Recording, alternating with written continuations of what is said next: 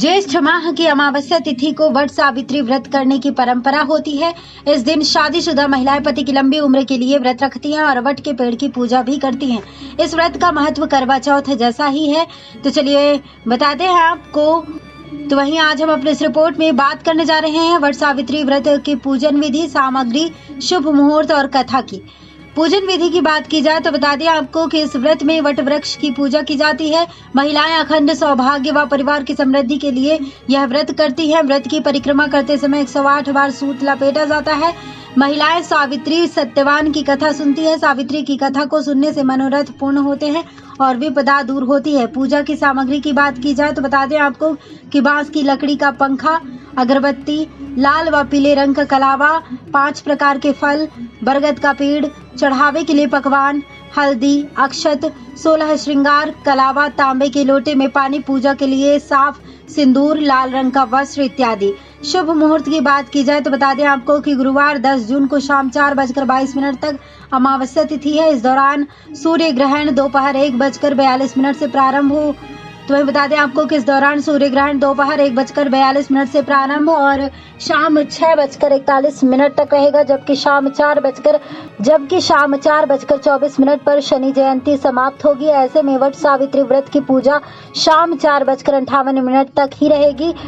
वट सावित्री व्रत की कथा की बात की जाए तो बता दें आपको कि मध्य प्रदेश में अश्वपति नाम के धर्मात्मा राजा राज्य करते थे। उनके संतान नहीं थी। राजा ने संतान हेतु यज्ञ करवाया। कुछ समय बाद उन्हें एक कन्या की प्राप्ति हुई। उसका नाम उन्होंने सावित्री रखा। विवाह योग्य होने पर सावित्री को वर खोजने के लिए कहा गया तो उसने धुमत सेन के पुत्र सत्यवान को पति रूप में वरण किया। यह बात जब नारद जी को मालूम हुई तो वे राजा अश्वपति से बोले कि सत्यवान अल्पायु है, 1 वर्ष बाद ही उनकी मृत्यु हो जाएगी।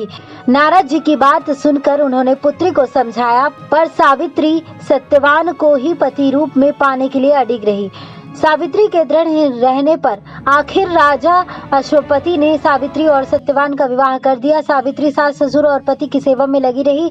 नारद जी ने मृत्यु का जो दिन बताया था उस दिन सावित्री भी सत्यवान के साथ वन को चली गई। वन में सत्यवान ज्यों ही पेड़ पर चढ़ने लगा, उसके सिर में असहनीय पीड़ा होने लगी। वह सावित्री की गोद में अपना सिर रख कर लेट गया। थोड़ी देर बाद सावित्री ने देखा कि अनेक दूतों के साथ हाथ में पाश लिए यमराज खड़े हैं।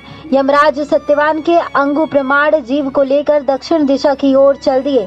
सावित्री को आते देख यमराज ने कहा, हे पतिपरायणे, जहाँ तक मनुष्य साथ दे सकता है तुमने अपने पति का साथ दे दिया, अब तुम लौट जाओ। सावित्री ने कहा, जहाँ तक मेरे पति जाएंगे वहाँ तक मुझे जाना चाहिए, यही सनातन सत्य है। यमराज ने सावित्री की धर्मपरायण वाणी सुनकर वर मांगने को कहा। सावित्री ने कहा, मेरे सास ससुर अंधे हैं, उन्हें नेत्र ज्योति दें। यमराज ने तथास्तु कहकर उसे लौट जाने को कहा, किंतु सावित्री उसी प्रकार यम के पीछे चलती रही। यमराज ने उससे पुनः वर मांगने को कहा। सावित्री ने वर मांगा, मेरे ससुर का खोया हुआ राज्य उन्हें वापस मिल जाए। यमराज ने तथास्तु कहकर उसे लौट जाने को कहा, परंतु सावित्री अडिग रही। सावित्री की पति भक्ति व निष्ठा देखकर यमराज पिघल गए। उन्होंने एक और वर मांगने के लिए कहा। तब सावित्री ने वर मांगा, मैं सत्यवान के पुत्रों की मां बनना चाहती हूँ, कृपा कर मुझे यह वरदान दे। सावित्री के पति भक्ति से प्रसन्न हो इस वरदान को देते हुए यमराज ने सत्यवान को पाश से मुक्त कर दिया और अदृश्य हो गए। सावित्री अब उसी वट वृक्ष के पास आई। वट वृक्ष के नीचे पड़े सत्यवान के मृत शरीर में जीव का संचार हुआ और वह उठकर बैठ गया।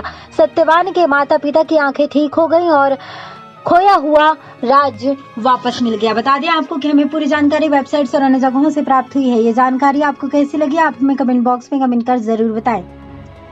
नेक्स्ट 9 स्पिरिचुअल की रिपोर्ट।